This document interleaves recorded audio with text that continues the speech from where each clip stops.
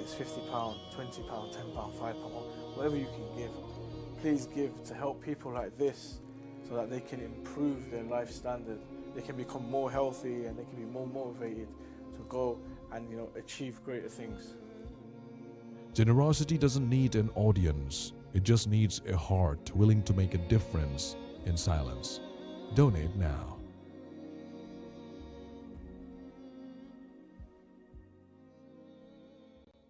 السلام عليكم. عليكم السلام. لا أحتاج التحقيق عليك. شنو اسمك؟ حيدر. حيدوري ما شاء الله. ايش قد عمرك؟ 12. 12 ما شاء الله. هاي شنو؟ بياض. وين حلو؟ زين؟ جبل الخنجر. طير ما طير. Yeah, he said he's here by himself. He's got no mother or father. Oh, look at Hayduri here. He's so happy with his toy. Last time he smiled like this. Who knows? Brothers and sisters, you can see the excitement here. This child may have a mental illness as well, ADHD or something like that. But here in Iraq, there's nothing to help them. There's nothing to give them service or aid them and assist them through these hard times. And on top of that, he's also an orphan. Brothers and sisters, with your donations, you can give children like this happiness, health, and education, and give them, most of all, a better future and chance at life. Your support, their strength. Sponsor an orphan and witness the power of compassion.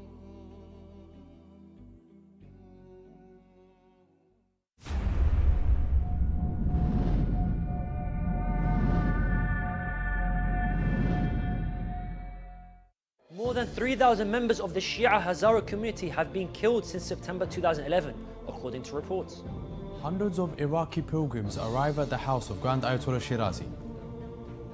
On Saturday, the Saudi authorities executed 21 people on other charges.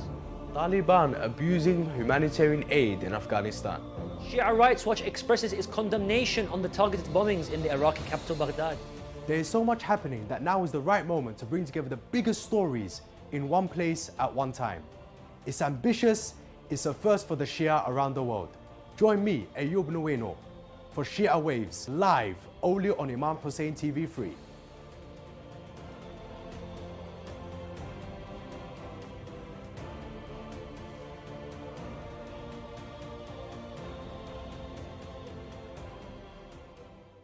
With more and more victims of war and poverty, the Middle East has seen a surge in patients seeking medical aid. Iraq alone has 2.4 million people without access to any form of medical assistance. In Afghanistan, due to the lack of funding and devastating conflict, the health service is at breaking point. Imam Hussein Charity aims to help provide a better future for these impoverished patients, aiding them with finances for their prescriptions as well as dialysis of their kidneys. You can help our brothers and sisters with purchases of prescriptions for just £20, and for £200 help a patient with a dialysis procedure. To donate or for more information, visit www.imamhusseincharity.com.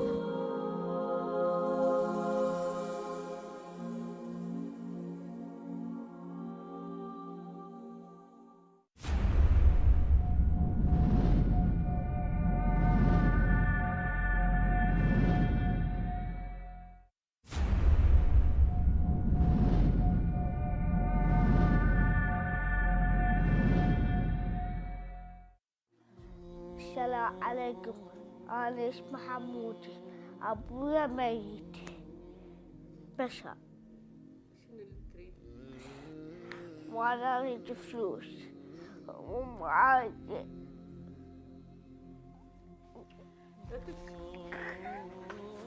لا تبكي. اليوم مرات واحد يفتح لي الباب ما بي فجأة ما بي. أنا أبوي كسر ظهري لسه غصته بقلبي. بعد يومين بصير بي من السرطان. يا الله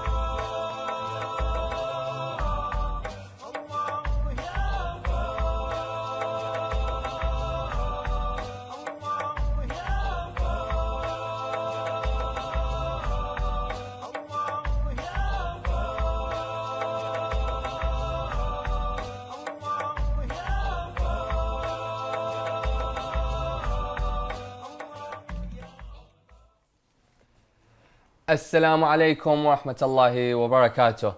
Welcome back, dear viewers, to another episode of Ahkam SOS, the show where we discuss various Islamic topics and principles. I'm your host, Sayyid Muthanna al-Musawi, and with me is Sheikh Ali Ma'ash. Assalamu alaikum, Sheikhna. Alaikum assalam wa rahmatullah. How are you? Inshallah, you're well. All fine, alhamdulillah. Sheikhna, we've had a couple of recent events. We've gone from happy to sad. A couple of things. We had the wiladat of Imam Hussein Askari, and now we have Shahadat Sayyidah Ma'soomah alayhi salam. Condolences to all the viewers on that occasion. Do you want to give a couple words regarding the Sayyidah Ma'soomah? Yes, indeed. I mean, there's also, to add on what you've mentioned, there's the first narration of Fatimiyya as well, 40 days, because we have first narration, second and third. So we have the 40 days, we have 70, 75 days, and 95 days, which are more stronger, of course. The two other narrations are stronger. But anyhow, now in Iraq, Iran, other parts of the world, where Shia Ahl Bayt are there, they would commemorate the first narration of Fatima, which is 40 days after the demise of her basically the attack on the door. Right, yeah. Salamullah alayha. And then we have Wilada of Askari alayhi salam, and as well the wafat or shahada of Sayyidah Ma'soomah in Qum, Salamullah alayha. Salamullah. Ahsant, Sheikhna. Okay, before we get into the questions, I want to give a quick reminder to the viewers. Some of you have heard me say it many times, some of you haven't. Okay, quick reminder. This is a live show and the Sheikh will answer any and all of your questions. So make sure to send them through and we'll get through to answering them. You can send them on WhatsApp, the numbers shown below. You can call in or you can scan the QR code. If you are watching on YouTube, however, you can send it in the comment section and we will get through to answering them briefly. Okay, let's begin with the questions that we have now. From WhatsApp, it's asking, if we are in a war and the kuffar do not follow the rules of war, i.e. like not hitting civilians, etc., are we Islamically allowed to mirror their fighting style? أعوذ بالله السميع العليم من الشيطان الرجيم بسم الله الرحمن الرحيم الحمد لله رب العالمين وصلى الله على محمد وآله الطاهرين ولعنة الله على أعدائهم أجمعين. When it comes to the war affairs and the blood of the innocent people, one should make sure that to go back before any offensive or even defensive war, to go back and ask the scholars and the ulama with this regard, the marājiʿ al-taqlīd, because every blood shed has a responsibility and has a heavy and hefty price to be paid on the day of judgment. Yes, of course. So for the blood issues, you have to go back to the marājiʿ al-taqlīd and take the permission and to see what is of the interest of the Muslim nation and the people in that region is either to defend or to, even for the offensive war, you need permission. Now the Ma'soom alayhi salam is not within the Muslim community. We have the marājiʿ al-'azām. You have to go back and ask the permission. Any war initiated, the blood of those innocent people who were shed, someone will have to pay and answer Allah Azza wa Jalla on the day of judgment. So it's not something easy for the one to come and just say that let's go to war and let's see what's going to happen and who's going to win. So always go back to the Ahkam al-Shar', to the faqih, mujtahid, those who lead the ummah and the Muslim affairs. Ahsant, ahsant. Okay, we've got a second question now asking, I heard that an imam had a pet dog. Is that true? And if so, were they najis? If so, how can we keep a pet dog if they are najis? You see, in terms of imams themselves, salamullah alayhim, I haven't heard anything or read anything with this regard that they had in their homes, for example.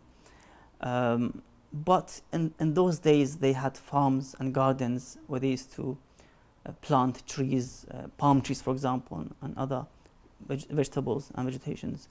So there could have been, in some cases, some of those who worked there, they had dogs to take care of the of that farm, for example, or they have a herd of sheep, for example, or camels or cows. But for the Ahl Bayt alayhim salam, I haven't heard or read anything specifically that they had something for themselves, because we have some narrations with regard of the having dogs at home and so forth. Issues mentioned with this regard, unless it's necessary. It's a let's say a farm dog, for example, a security dog, for example, to protect your land, your property, for example. There are exceptions for owning a dog, for example. A dog, okay. Ahsant. We've got a question now from WhatsApp. I want to become a heart surgeon while I am older, when I am older. I'm currently in high school. Is there a dua that will help fulfill that goal? And overall, one should continue to recite ad'iyah and supplications which are mentioned in, for example, Mafatih al-Jinan by Sheikh Ali rahmatullah alayh. For example, Dua al-Nudba, Dua Kumail. It is important that we continue reading these supplications and not just once or twice. What Allah loves is to hear the cries or the prayers or the supplication of His servant mu'min or mu'mina, to hear them always, especially in the middle of the night, especially if this brother or sister try to recite and pray the nightly prayer, Salatul Layl, Namaz al-Shab, with the dua of the Namaz al-Shab. That has lots of barakah and blessing for the life of that individual, where you have the rizq, you have the sustenance, you have the future. Just wake up a few minutes before the Fajr Adhan, the prayers, and recite these few rak'ah of prayers, and you will see, inshallah, a bright future, inshallah. Inshallah, inshallah. Okay, there was a question on last week's episode, and I thought it was quite interesting, so I want to ask that now. It's asking for people from the Sunni sect who say that our adhan, the Shi'i way of saying the adhan, is incorrect and it is bid'ah. Can you please explain how can we respond to this statement? Well, initially, on the day of Ghadir, when the Holy Prophet sallallahu alaihi wasallam, he appointed Ali as his successor and Khalifa after his demise. When he said, "Man kuntu mawlah fa'ali mawlah," afterwards, all the companions, the good ones and the bad ones, as the Quran mentions, al-munafiqun, even those, they came and they paid allegiance and bay'ah to the Imam and the Holy Prophet, that he's going to be the next Khalifa and Imam over the Muslims. And then afterwards, the adhan was called, and they basically mentioned وَأَشْهَدُ أَنَّ عَلِيًّا وَلِيُّ اللَّهِ in the adhan. After appointing Ali as the Khalifa of Rasulullah sallallahu alaihi wasallam on that day. And the Holy Prophet approved it, affirmed it. Because some, again, munafiqun, they complained that how could this be added in the adhan and so forth. So the Holy Prophet approved it. And also the narrations of Ahlul Bayt alayhi salam, that you see that the Imam says, if you say La ilaha illallah, then say Muhammad Rasul, and then say Ali Waliyullah as well. So many narrations with regard that to mention the third shahada. And say Ali is Allah's vicegerent on earth. So that's of course the sign of the wilayat of Ahlul Bayt. Because Islam as a whole, yes, protects your wealth, your blood, and you become tahir, pure, but it's incomplete without the wilayat of Ali and Ahlul Bayt alayhim salam. You have to make sure this package completed by following Ali alayhi salam and his pure family. Yes, ahsant, ahsant. There was a follow-up for this question, but I believe you already answered it. It was, is it okay to recite the Sunni adhan in the household? And I believe you already answered it. You said to complete the... Well, the problem with the Sunni adhan a bit differs than the Shia adhan. So there's no hayya ala khayr al-amal. Yes. And if you remove this, then you can't have this adhan in established and correct adhan. So you have to always recite the correct adhan according to Ahlul Bayt alayhim salam, and also the prayers according to Ahlul Bayt alayhim salam. Ahsant, ahsant, Shaykhna. Okay, we've got a question from YouTube. It's asking, Assalamu alaikum, Shaykhna. May God bless you. I have a question for you. Why does Saif Talks talk about false information on Shi'as, saying that Shia is the wrong way? I believe Saif Talks is an Instagram speaker or something like that, Instagram influencer. He's basically spreading false information on Shi'as, saying that the Shia is wrong. Well, go back 14th century ago, and specifically in the holy city of Mecca, when the Holy Prophet sallallahu alaihi wasallam he emerged and with a da'wah of saying, to the pagans, the mushrikeen, to believe in Allah Azza wa Jalla, the oneness of Allah, and to negate the idols that they used to worship, and to reject them and ignore them, and to believe in Allah Azza wa Jalla. They called him, although they used to call him in the Jahiliyyah time, as-Sadiq al-Amin, the trustworthy. So now, and the truthful. Now, because he came with the da'wah of oneness of Allah Azza wa Jal, and that means to destroy their gods and their faith, they called him a liar, a magician. Na'udhu. So the same thing applied till today, against the followers of Muhammad, Ali Muhammad salamu alayhi. They accuse us of such and such. They are following the same footsteps of the pagans and the mushrikeen and the jahiliyyeen. We have a new jahiliyyah style today. Yes, a new jahiliyyah. Exactly. Well, against not only Ahlul Bayt, against the Holy Prophet himself. If you look through their beliefs, you'll find that they have possibly a disbelieving belief about Allah Azza wa Jalla, that He's a body, na'udhu billah. He puts his foot inside the hellfire, na'udhu billah, and so forth. So embody Allah Azza wa Jalla, that's some kind of a disbelief, shirk. Ahsant. So one should ignore them. Yeah, they may say they're wrong, but as you said, it's the new jahiliyyah, as you said. Exactly. Okay, we've got another question now. It asks, in the literal sense, is it permissible to call Ma'sumain, peace be upon them, Rabb and Khuda? Is to say, sorry? To call, is it permissible to call Ma'sumain Rabb and Khuda?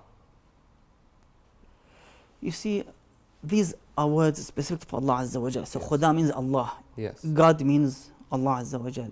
In somehow, if you mean that there's no God except Allah, otherwise you can add the S, becomes gods. So you have the gods of the pagans, the gods of the Hindus, and so forth. But these words are especially for Allah Azza wa Jal. You cannot name anyone else. You can't call that even a prophet that is na'udhu billah, Allah. So these are called as asma' tawqifiyya. These names are specifically for this individual. Let's say Amir al-Mu'minin alayhi salam, only to Ali alayhi salam. You cannot call Imam al-Sadiq Amir al-Mu'minin al-Sadiq at all. We're not allowed to. Okay. Or somebody calls himself Amir al-Mu'minin. We have narrations with regard. So there's specific names and titles given only to specific individuals. Yes. Okay. You can't call مثلا Imam al-Hasan Rasulullah. You can't. Rasulullah is or Nabi. Yeah. Because the Prophet said, La Nabiyya ba'di, there's no prophet after me. So no one So these specific titles given to specific individuals, we cannot name them. Ahsant. Yeah. Ahsant. There was a couple of follow-up questions in that question. It asks, is it permissible to say so, at least in poetry? And then it also asks if you are allowed to read that poem in congregation without knowing this. It's difficult. I mean, ulama they have their own say with this regard, so one should avoid it. One should avoid it. Okay. A question now from WhatsApp. You see, with fingerprints of non-Muslims who is not from Ahl al-Kitab, when they leave fingerprints on surfaces and it's washed off but still remains, is it pure or is it impure? What is the ruling? Well, the pureness and impureness takes place when you have a cross-contamination of wetness or moisture from one surface to another surface. So from your hands on the table, that becomes impure if it was, let's say, impure in somehow. Blood or or let's say other individuals who don't believe in Islam, for example, if they touch it, then that becomes impure and najis. So just by purifying that with water, you can again use it and touch it, even with wet hand. So the issue of impurity, you can purify with water straight away, and becomes tahir and pure. Okay. Ahsant. We've got a question from YouTube. Under what condition are you allowed to marry a non-Muslim? Number one, if you're a male and not a female. If you're a male, you can marry from Ahlul Kitab only. Christian, Jews, and Zerdosht. There are three types of Ahlul Kitab. You can marry from them, but as a male, not the opposite. And of course, with regards to the long-term or short-term marriage, again, ulama, they have differ. you have to go back to your marājiʿ to see if you can marry them for long term or just you're allowed for a short term. Ahsant. Okay, we've got another question from YouTube. Is the wudu valid if a woman wears tooth jewelry? In terms of wudu, you have to make sure that water reaches all parts of the wudu parts. In other words, when you wash your face and both arms, you have to make sure there's no plaster, no paint with mass and thickness, no, let's say, rings, gloves, whatever. You have to remove everything and make sure that you do the wudu on the skin. The water should reach the skin. Okay. And the same applies to wiping the head and the foot. You have to make sure that there's nothing obstacle on the head or on the both feet when you wipe. So the same thing applies. Ahsant. Ahsant. We've got another question from YouTube asking, are we allowed to do tawassul with Sayyida Ma'sooma alayhi salam and Hazrat Abbas alayhi salam? You see, the Holy Quran is very clear when states وَابْتَغُوا إِلَيْهِ الْوَسِيلَةِ and seek means towards Allah Azza wa Jal. And when you read the Holy Quran, you'll see that there are occasions where people went to the prophets and they asked, as the brother or sister mentions, tawassul. Yeah. The sons of Yaqub, when they repented and they came back and they met with Yusuf alayhi salam and everything, they came back to their father and they asked the father for repentance. He said to them that, oh father, ask or forgive us. Yes. Astaghfir lana. Yeah. You have to go back to Allah straight and say, Allah, astaghfir lana. Why do you ask your father? Yaqub was a means towards Allah Azza wa Jalla. So his sons, when they committed this sin, they came and they begged their father to be a medium, to be some kind of intercession and wasila towards Allah Azza wa Jalla. So they asked him to ask for istighfar from Allah Azza wa Jal. On their behalf, yeah. Exactly. The tawassul is in the very heart of the Holy Quran. No, okay. But I think the question is more asking more, so you gave an example of Nabi Yaqub. And of course we do tawassul on a daily basis through the 14 ma'sumin. Yes. Does it still apply? Can we still do it through these two individuals as well? Why not? If the Holy Prophet said, I live with you two weighty things, the Book of Allah and my family. So the Book of Allah is telling us and teaching us and ordering us to go through the family. Go through his family. Yes. And use the wasila and the means. And Yaqub used it with his sons and he did istighfar on their behalf. So he went, I think I remember from the tafsir, on the night of the eve of Friday, so Laylatul Jum'ah, in the Sahar time, he recited the istighfar and asked Allah Azza wa Jalla for his sons' repentance and forgiveness. So it's in the Holy Quran, in the Sunnah, in the narrations of Ahlul Bayt alayhi salam. Why not? Especially if that individual is a great individual, like Al-Abbas bin Ali alayhi salam, Ali al-Akbar and others, Zainab alayhi salam. So, and we've seen people who they got their answers and needs from them. So it's allowed, yeah. Yes. Okay. We've got a question from YouTube. It's asking, if a converted Shia Muslim used to drink alcohol and do other haram things, can Allah forgive the converted Shia Muslim for what they did? Yes, indeed. إن الله يغفر الذنوب جميعا. If you go back to Holy Quran, yes, one of the ayahs is this one, and غفور رحيم or ويعفو عن كثير, he would forgive a lot.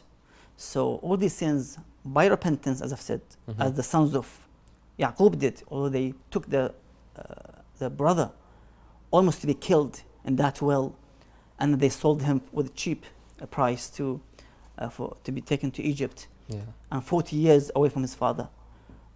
By that means they actually received that, the gift from Allah Azza wa Jalla, that they were forgiven somehow. So let alone to be somebody who would commit sins in which, of course, needs also repentance and to be regretful and ask Allah's forgiveness, of course, definitely. Yeah. Okay. We've got a question from YouTube asking, so this person has been studying Shia Islam and believes in their teachings, but they are afraid to do the shahada because they would eventually have to get circumcised, which really scares them. What can they do? I mean, with today's technology and medicines, one can easily do any operation without even feeling the pain. Yeah. Especially the benefits of this kind of operation, which would avoid lots of diseases in the future. Okay. If that skin is removed from that individual's part, for example, body part, it's something healthy, something other religions would also, some other religions which I know, they would have the same thing as Islam has. So he would benefit, this individual would benefit to avoid any disease in the future. Of course, yeah. So, initially tawakkal ala Allah Azza wa Jal. And then, as I've said, there are sedations, all types of tools used in the hospitals, for example. If he wants to go to a hospital, they do it, for example. Even in some clinics, they do it. So he won't feel anything. Yeah. Of course, the pain would come afterwards, but they would give him like paracetamol or some kind of antibiotics or to calm it down. Yeah. Okay. We've got a question from YouTube asking, if I am bleeding on my lips and it went in my mouth and I have no choice to swallow, is it najis? I have no choice but to swallow. Is it najis? One should not swallow blood. We are not allowed to swallow blood. So you have to wash your mouth, I mean the lips, avoid, for future swallowing blood. Yeah. I mean, I don't know what would be a situation in which one should swallow it. Could be in a party, in a gathering, for example. I understand that, yeah. But it's najis. You cannot swallow impure substance. Of course, yeah. Yeah, so they should avoid it, try their best to straight away. If it comes, go wash their mouth out straight away. Yeah, okay. We've got a question again from YouTube. I believe it's a follow-up on the previous question that we had about Sayyidah Ma'sooma and Hazrat Abbas. It asks, is tawassul with Sayyidah Ma'sooma or Hazrat Abbas, which one is greater?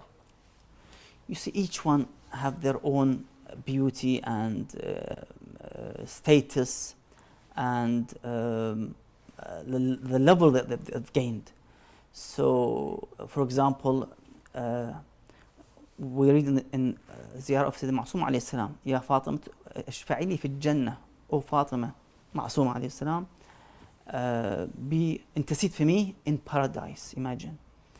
So each one, they have their own position and grade and level. So whoever you go, take your hajat and ask them by Allah's name, Ya wajih عند الله اشفع لنا عند الله, and Allah Azza wa Jalla would answer, inshallah. Ahsant.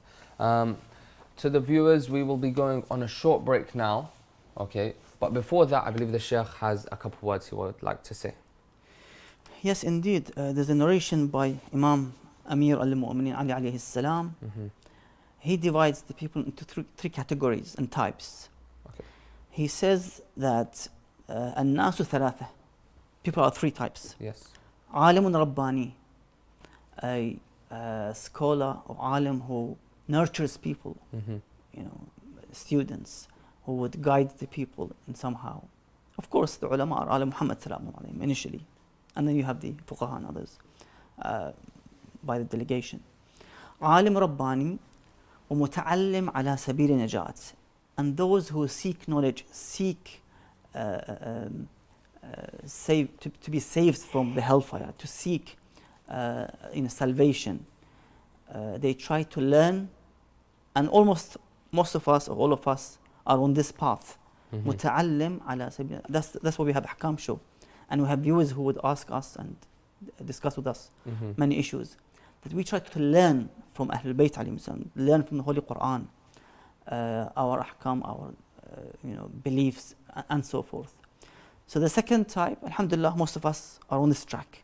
متعلم على سبيل النجاة. We want to be saved on the Day of Judgment and join Muhammad alayhi salam in paradise. And then the third one, which is very dangerous one, وهمج رعاع, and the riffraff, أتباع كل ناعق, those who follow whoever calls for something. So you see those who follow the tyrant governments, millions would follow that government, that tyrant, and they become his servants, and they would kill innocent people, commit genocide and so forth, because they believe that that system or that government is the righteous government, as it was with Pharaoh. And then you have all the way to the time of Bani Umayyah Bani Abbas, in which people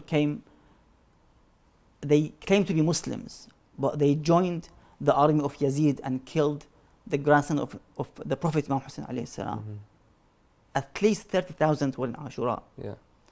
So you can see how people would ignore the rule of the reason, aql, and the rule of the faith, the rule of the heavens and the Lord Azza wa Jal. And then the Imam says, لم يستضيئوا بنور العلم. They haven't got that the illumination of knowledge. In other words, they didn't seek knowledge to be guided towards the right path with their own decision, free will.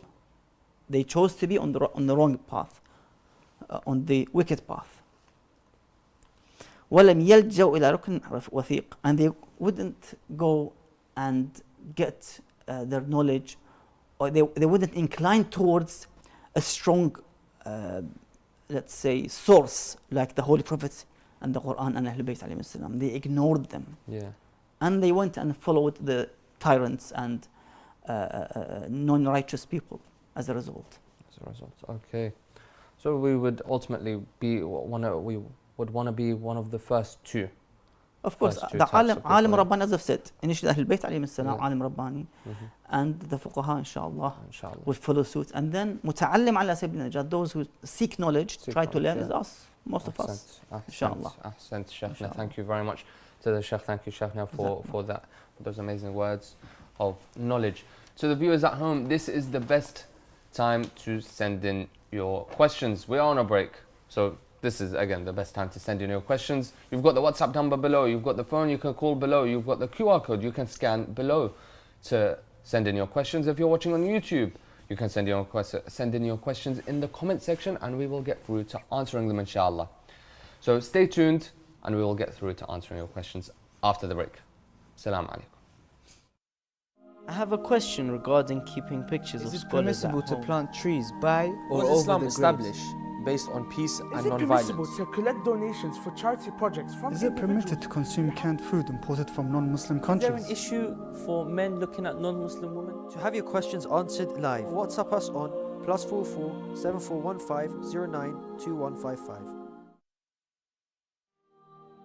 For those interested in an Islamic law book by Ayatollah Sayyid Sadiq Al-Shirazi, please WhatsApp the Ahkam SOS team at the following number to place your order today: +44 7415 092155.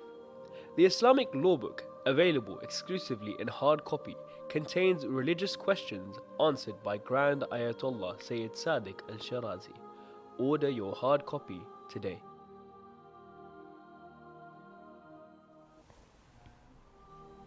For those interested. Welcome back, viewers, after the break to Ahkam SOS, the show where we discuss various Islamic topics and principles. To the viewers, before I get into the questions, send in your questions. Don't be shy. Seek knowledge as much as you can, as the Sheikh has already told us. Seek knowledge, and this is the place where you can get that. So send in your questions, and we will get through to answering them shortly, inshallah. Okay.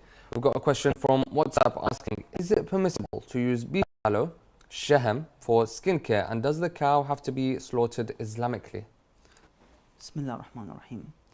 For external use, of course you can use, but if that animal was slaughtered not in the way of the Sharia way, of course, that, as you mentioned, fat or shahm or beef oil would be impure and najis, and you have to wash it before, let's say, when you perform wudu and so forth and pray. You just say you have to wash it. But you cannot use it internally. You cannot swallow that, let's say, beef gelatin, which was made from a haram animal, slaughtered, for example. So you have to avoid swallowing or consuming that. Ahsant. Orally, Okay, ahsant. We've got another question from YouTube asking, is a person who insults Shias but not the Imams alayhi salam a disbeliever? We have a narration with this regard. Of course, we have to see if this individual is jahil, muqassir, qasir, different types. They would categorize the people in somehow.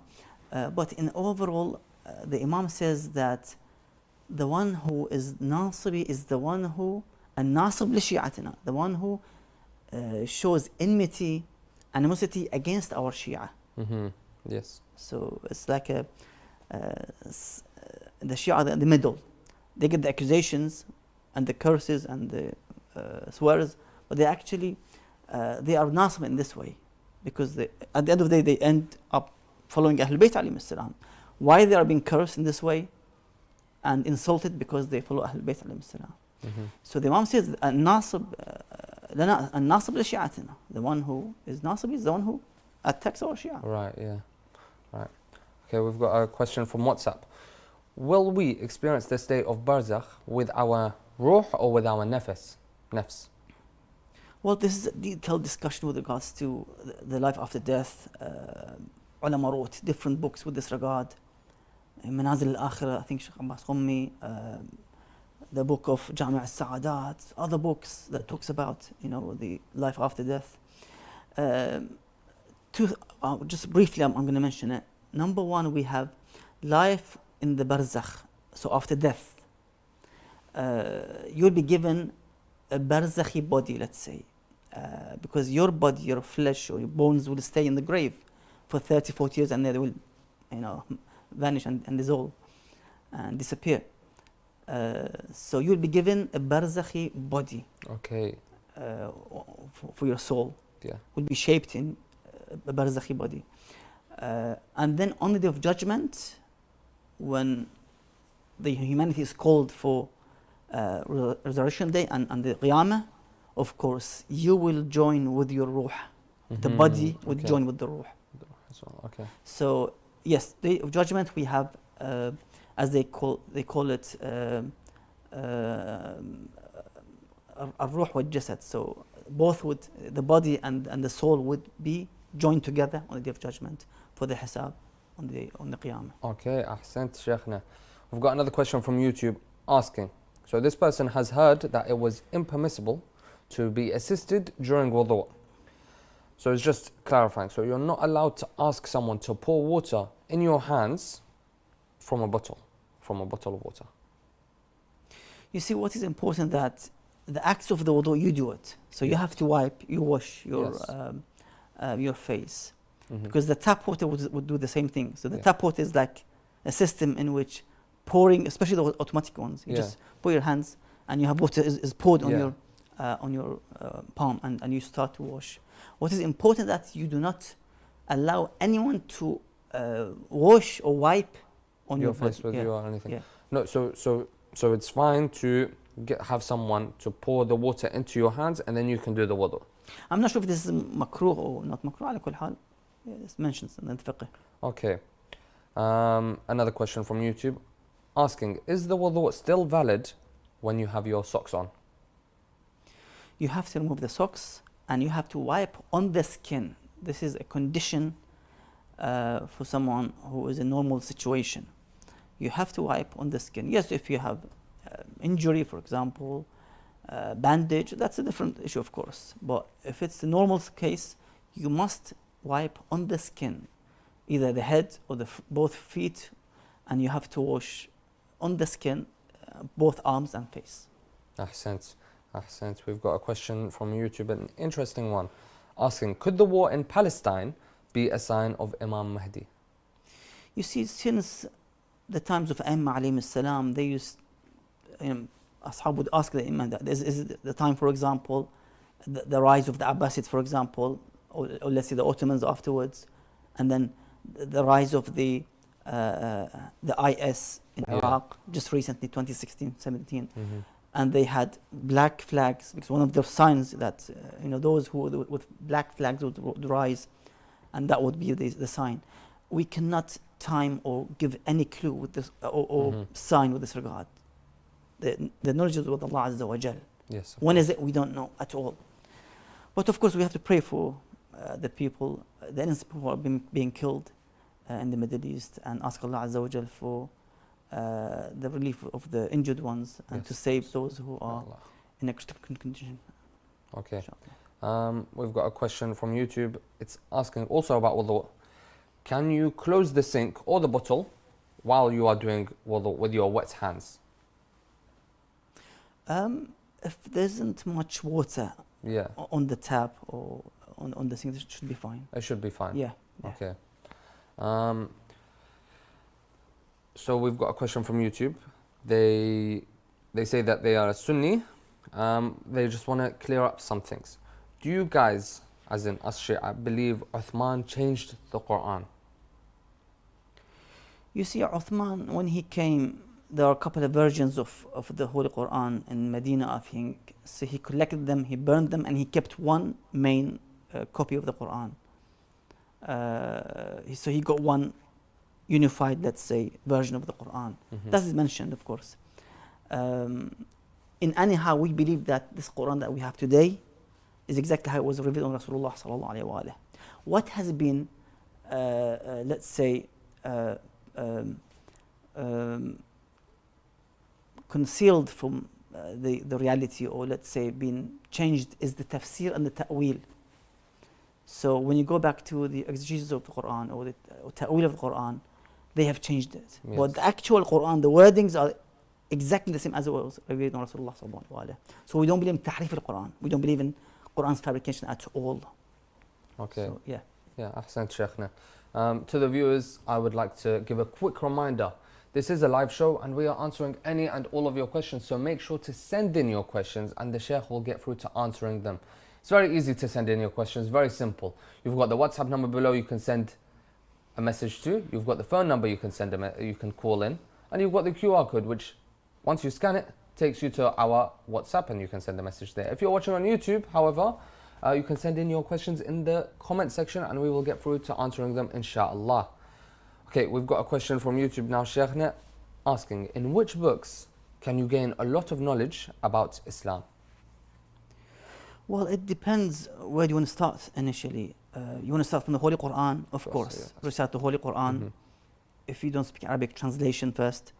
And then you go towards the tafsir of the Quran to understand the meanings of the verses, for example. And ta'wil al-Quran from ahadith of Ahlul Bayt alayhim as-salam. What the Imam Sadiq said about this specific verse. Who is it for? Yes. So you can start from the Holy Quran, understand inside out of the meanings of the verses, the tafsir and the ta'wil, for example. And then you can move on towards the history of Islam. Yes. From the rise of the Islam in Mecca, for example, all the way down. And that's history, that's tafsir. What else we have? Ahkam. You can study, for example, the ahkam of Ahlul Bayt alayhim as-salam. Yeah. The halal, the haram, for example. Compare it to other faiths, for example, other madahib, and to see, you can see that Ahlul Bayt, salamullah alayhim, they go back to Rasulullah sallallahu alayhi wa as he advised to follow the book of Allah and my progeny, my family. Ahlul Bayti. And then you can go back to narrations of Ahlul Bayt, Kitab al-Kafi, Bihar al-Anwar, the 4 books, Mallah al-Faqih, and so forth. That's hadith books, for example. And it stops you. You can also study akhlaq books, like Makaram al-Akhlaq for al-Tabarsi, other books of akhlaq, Jama' al-Sa'adat al-Naraqi.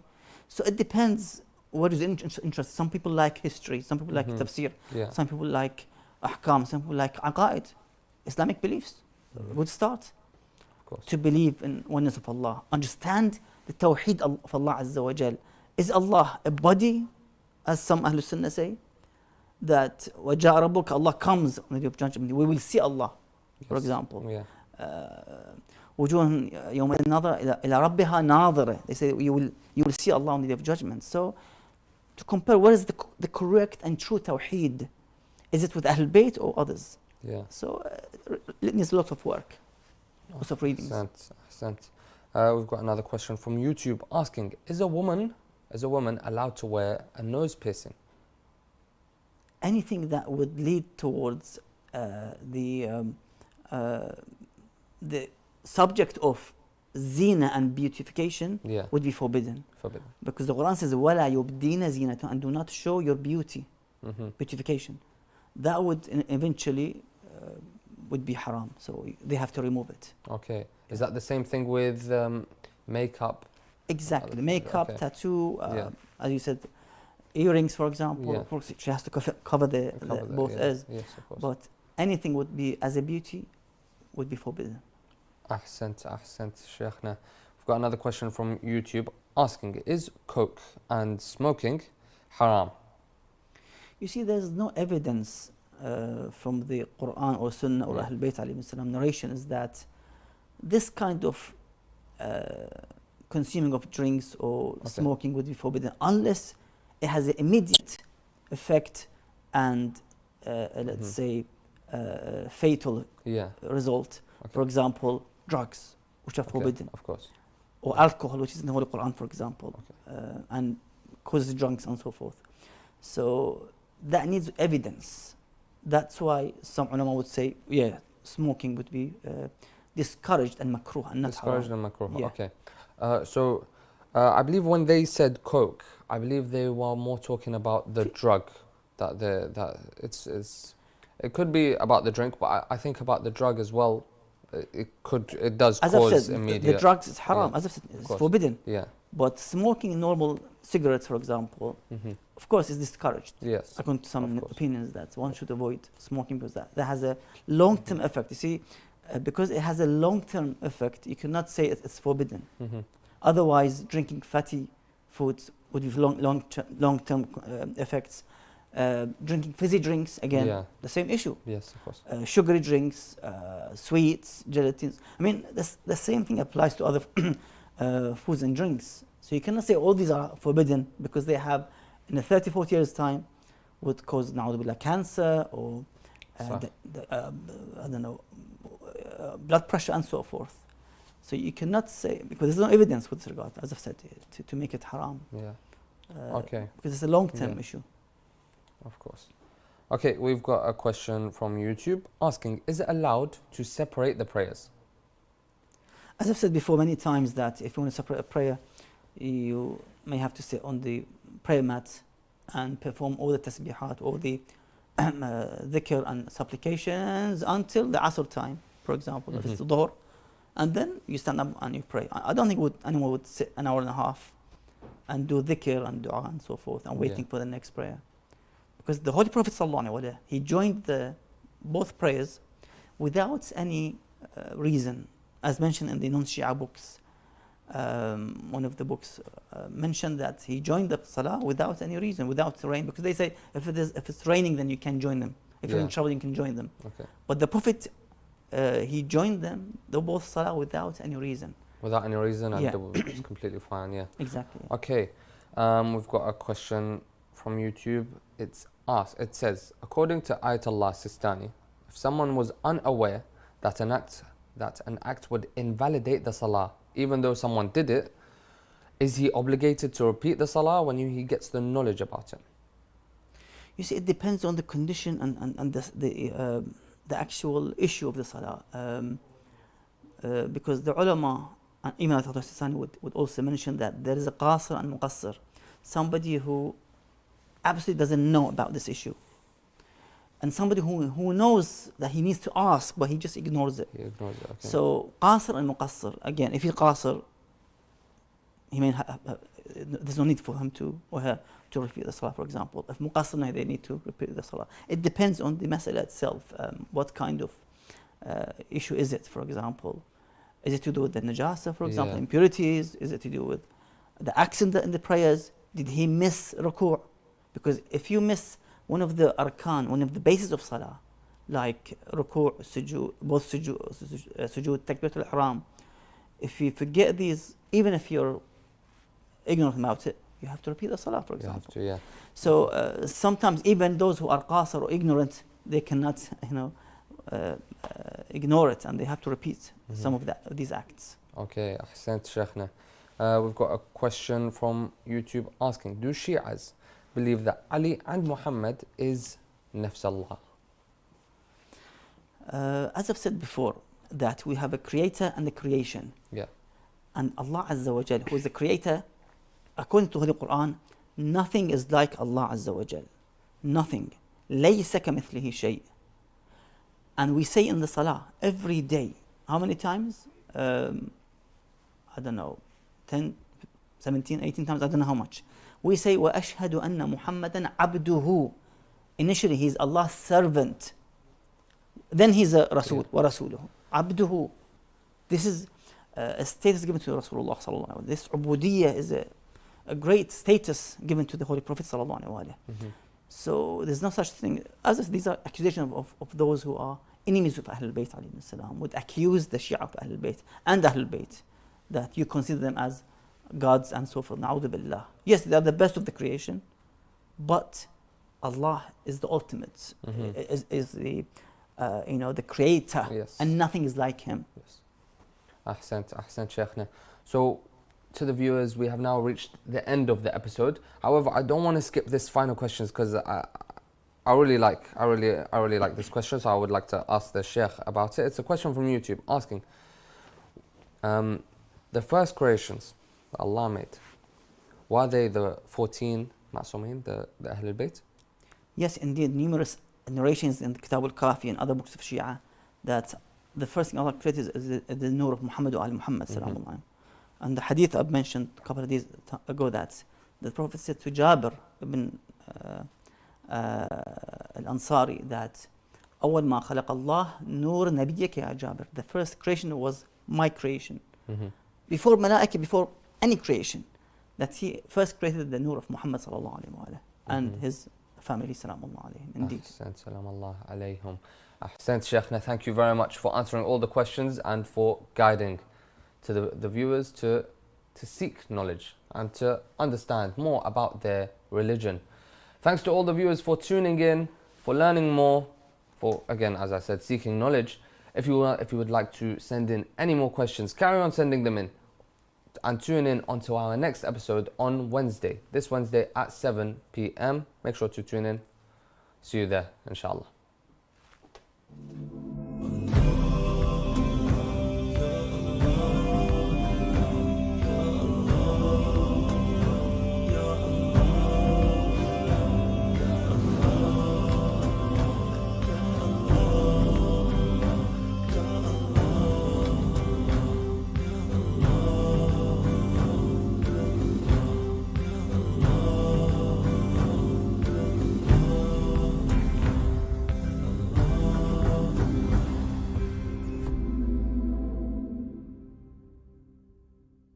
More than 3,000 members of the Shia Hazara community have been killed since September 2011, according to reports.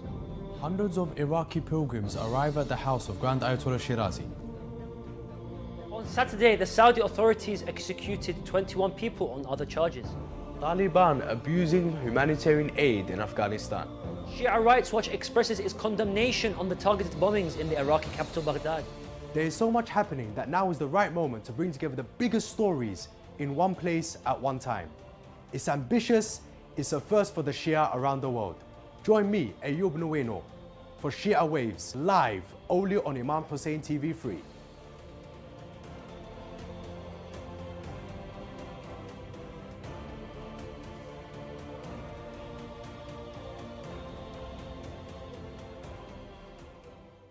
With more and more victims of war and poverty, the Middle East has seen a surge in patients seeking medical aid. Iraq alone has 2.4 million people without access to any form of medical assistance. In Afghanistan, due to the lack of funding and devastating conflict, the health service is at breaking point. Imam Hussein Charity aims to help provide a better future for these impoverished patients, aiding them with finances for their prescriptions as well as dialysis of their kidneys. You can help our brothers and sisters with purchases of prescriptions for just £20, and for £200 help a patient with a dialysis procedure. To donate or for more information, visit www.imamhusseincharity.com.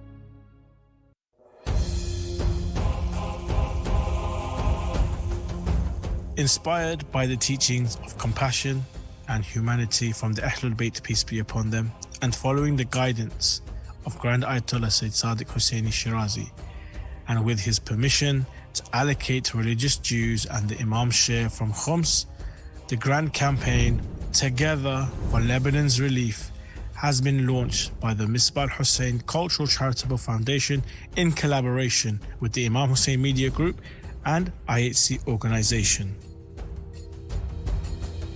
The primary goal for this campaign is to provide essential supplies such as food, medicine and medical equipment to support the affected families of southern Lebanon who have been displaced due to Israeli attacks and are in urgent need of assistance.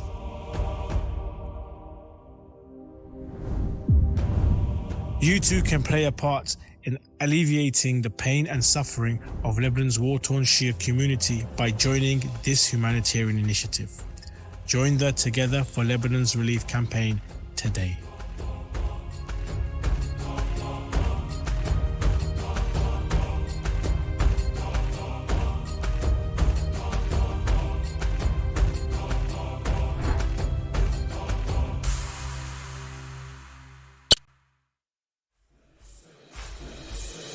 چه زود کبود شد صورت ماه دارم میسوزم از سوز آه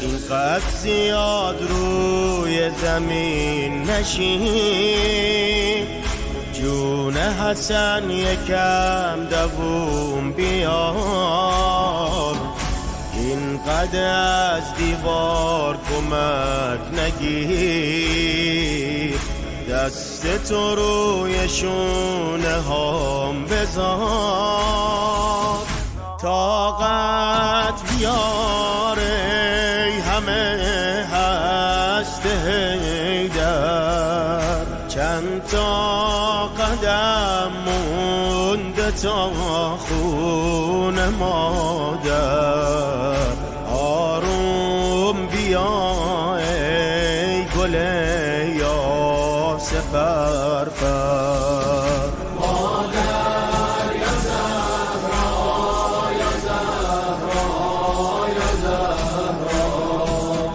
مادر یا زهرا یا زهرا یا زهرا مادر یا زهرا یا زهرا یا زهرا بذار که دستات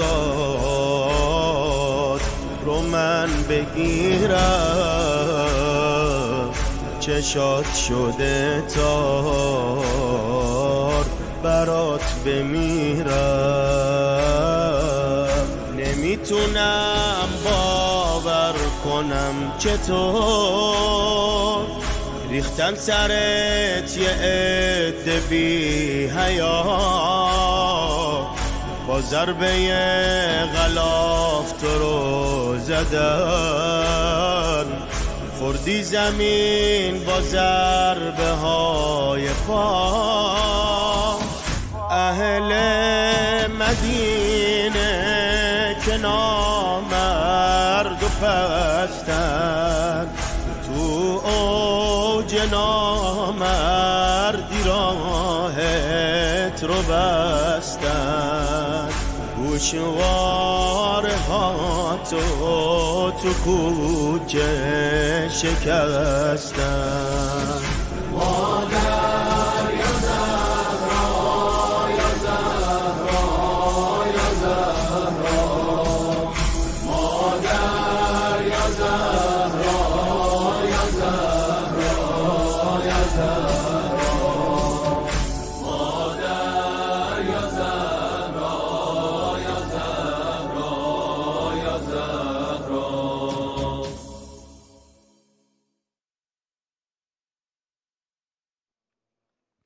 السلام عليك يا أبا عبد الله السلام عليك يا ابن رسول